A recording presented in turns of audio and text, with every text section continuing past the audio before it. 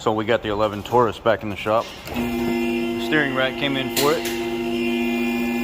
I'll show you guys why we're replacing the steering rack for a simple failed bushing.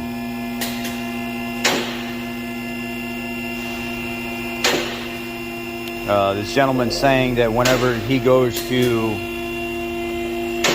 pull in his driveway or make like real sharp turns going in and out of somewhere, that there's a popping sound. Well, I got down here and I felt like it was inner and outer tie rods. Look at that bushing right there. See how mangled up that is? Right there in front of where my finger was. That's from me trying to put an air hammer on it and trying to get that bolt to tighten down even more. But it's so rusted and rotten, and the bushing has come off of the mounting location to where you can't get it any tighter. It's done.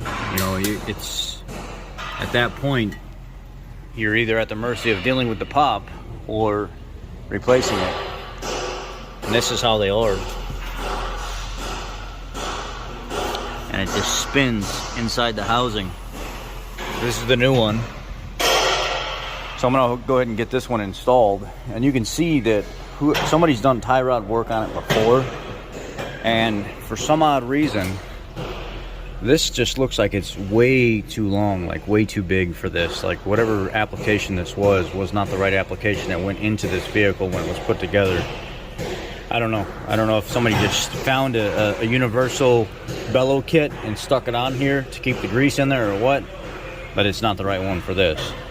So let's go ahead and get everything apart, get the back of the subframe drop down, get the bolt out of the steering shaft inside the vehicle, go ahead and pull this EPAS and stuff out of here and get the new one installed. All right, loosen the front subframe bolts on both sides. You can see how much. Pull them out of there. And here,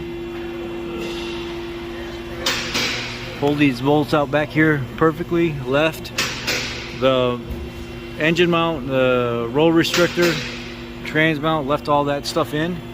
Just pulled my harness out of the way and slowly slid my EPAS out this side. It's kind of difficult to get in this area to get it out, but you can get it out.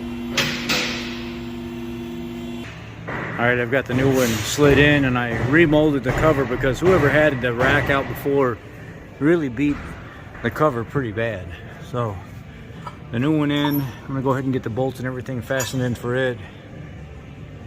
Yeah, I'm gonna go ahead and get rid of this junk. It's falling apart as I'm taking off these aftermarket high flow cats,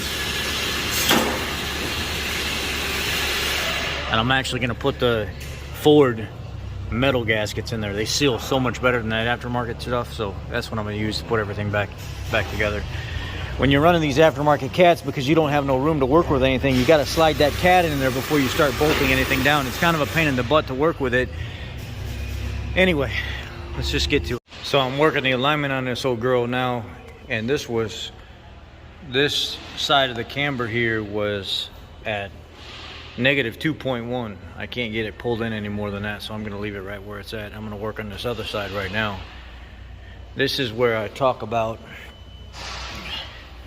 having the right tools for the job, and this is where this Astro impact ratchet comes in handy. So now I've got my nut right there broke loose, and you take a pry bar, and stick it right in between where that knuckle and stuff is, and that's how you make your adjustment, push it in or out. All right, on this left side we're golden, but I got to move back over to the passenger side and work on that. So I got that toe link freed up, and I got the camber adjustment done up there, which was a bear to get those bolts loose. Now we're gonna move over here and reset this toe again on this one. Now I got total toe down to 25, 26, 25, and both of them set right in the middle, and then I got the camber set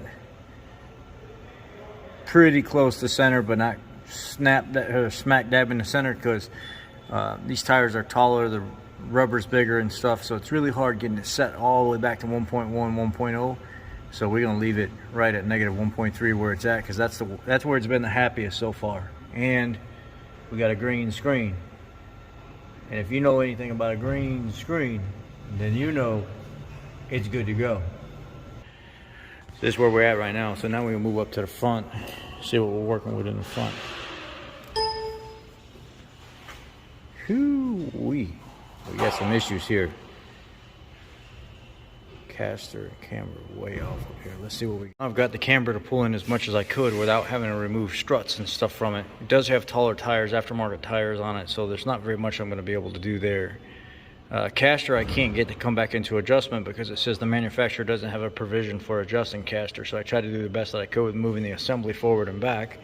So I actually came in here, released the whole subframe tension and maneuvered it around, and there was nothing I could do with caster at all. Absolutely zero. So what I'm going to have to do is I'm going to have to go ahead and reset my toe real quick and let it go the way it is, because I don't have a caster adjustment on this. I would have to slot the tower above and then make adjustments forward and back, but I'm not going to cut into somebody else's vehicle, so it is what it is. Alright, I've been messing with it for a while now. This is about as good as I'm going to be able to get it. It's probably better than it's been in forever. I don't know what I would do about the caster. There's no adjustment on this. There's no way to move it around. You move the subframe forward and back and everything else, it doesn't matter. It's not changing it. So it's gonna have to stay the way it is. So I kind of figured out what I was doing wrong. The screen wasn't set correctly, and the caster came out exactly the way it was supposed to, with me adjusting everything the way that I did. So for some reason, when I went to go print, it threw the toe off again because I lowered the vehicle some. So anyway, we seen what the toe was. The toe was fine. So let's go drive it. Everything went good. The test drive went good. Vehicle's driving straight. No cracks, creaks, rattles, no nothing like that. Time to get in it, program it real quick, and release it to the customer. Y'all have a great day, or the rest of your day. Be blessed. I'll see you tomorrow.